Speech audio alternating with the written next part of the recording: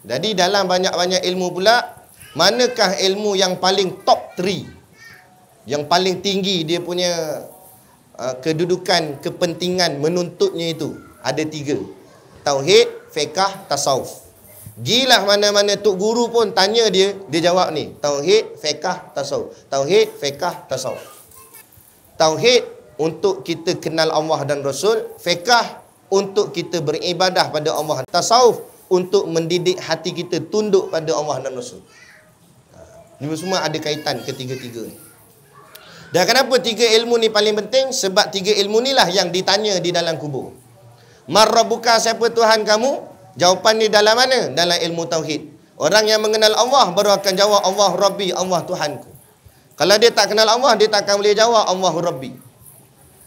Kan? Tapi kalau atas tanah ni orang tanya kita sekarang, belum lagi malaikat muka nakir, baru Muhammad Syakir tanya. Man rabbuka tanya sekarang. Siapa Tuhan kamu? Boleh jawab tak Allah? Semua orang boleh jawab Allah.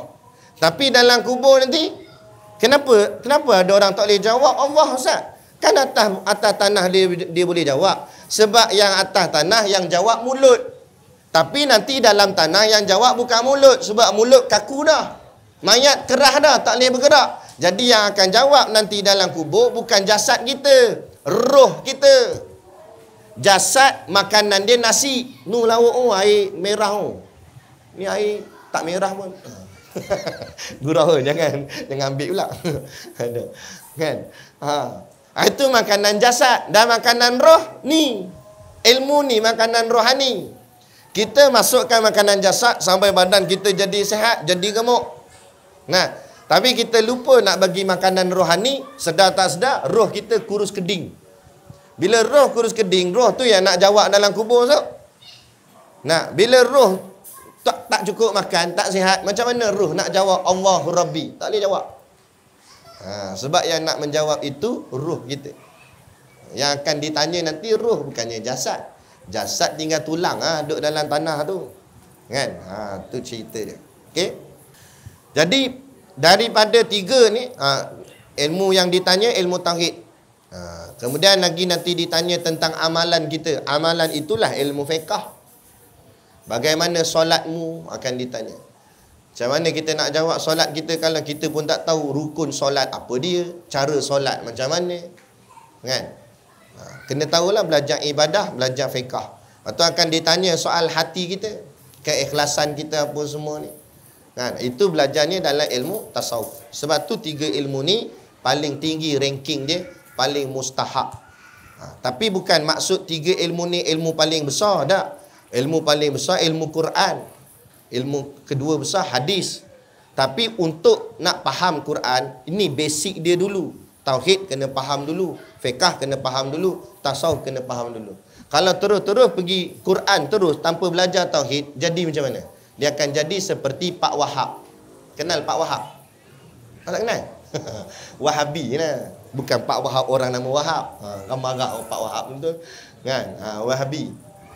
Sebab tu Wahabi bila dia jumpa ayat Ar-Rahmanu ala arsy istawa, ni dia kata ni Ar-Rahman ala atas arsy, arash istawa duduk. Ar-Rahman duduk di atas arash, Allah duduk di atas arash, dia pegang situ terus. Sebab zahir ayat sebut begitu. Lepas tu saya kata bahaya tadi. Tak salah nak mengaji Quran, tapi biar ikut step. Macam kita pergi sekolah, masuk tadika dulu, pasti dulu, kenal dulu ABC, kenal dulu alif bata. Masuk sekolah rendah, baru cikgu suruh buat ayat, susun ayat. Kan? Masuk sekolah menengah, cikgu suruh buat karangan. Kan? Masuk universiti, kena buat assignment. Barulah betul. Ni dah assignment terus, huruf tak kenal lagi. Ni nak tulis macam mana? Orang suruh buat karangan, dia lukis gambar bola. Nampak? Sebab dia tak erti. Itu yang berlaku. Jadi macam mana dia nak faham? Dia tak faham. Akhirnya dia kata, ni Allah kata dalam Quran ni, Allah duduk di atas arah. Takkan kita nak lawan? Ni ayat Quran ni. Betul dah ayat Quran, tapi mu nak kena faham apa maksud dia, apa makna dia. Lepas tu kena mengaji pula ilmu tauhid. Mengaji ilmu tauhid dulu. Apa makna tauhid tadi ni? Nak kenal Allah. Bahawa Allah ni laisa kamislihi syai'. Allah mukhalafatuhu lil hawadis. Allah tak sama dengan makhluk. Bila mu kata duduk di atas langit, langit tu makhluk, arash tu makhluk. Jadi bila Allah duduk di atas arash, maknanya Allah memerlukan arash untuk jadi tempat duduk. Jadi kalau tak ada arash, Allah tak tahu nak duduk mana. Maknanya Allah perlukan makhluk. Perlu ke Tuhan pada makhluk, atau makhluk perlukan Tuhan? Itu hujah kita. Baru kita faham betul. Oh, habis apa makna ayat ni? Baru pergi kepada ilmu tafsir pula. Ilmu tafsir Quran. Dalam tafsir ada takwilan. Takwil pula. Apa makna takwil situ? Nah, maksudnya bukan makna duduk, tapi dengan menguasai. Allah menguasai di atas arash. Kenapa disebutkan Allah menguasai atas arash? Kerana arash ni makhluk paling besar. Jadi maksudnya, kalau arash ni Allah berkuasa atas dia, sedang dia makhluk paling besar, yang kita kecil ke nenok ni, tak payah sembang dah lah. Lagilah Allah berkuasa. Itu makna ayat tu. Sebab tu, ada Quran tebal ni. Tapi tengok kitab tafsir, tebal mana? Tebal gini. Kadang-kadang sampai berjilid-jilid. Nak tafsir Buya Hamka, berjilid-jilid. Tafsir jalan lain, 2 sampai 2 besar. Kan? Tafsir apa lagi? Macam-macam kitab-kitab tafsir. Tafsir Imam Al-Qurtubi. Kan? Semua tafsir. Sebab apa? Sebab kalau ikut Quran ada tebal ni je. Apa tafsir tebal lagi? Sebab dia menghuraikan mana ayat tu satu-satu. Bukan kita sekali baca, faham terus. Mana boleh gitu? Nah. Contoh ayat. Ayat yang kita selalu baca dalam Quran. Maliki yaumiddin. Pendek je. 3 patah. Malik yaumi ad-din. Maliki yaumiddin. Apa makna dia? Tafsir dia apa? Malik raja, yaumi hari ad-din agama.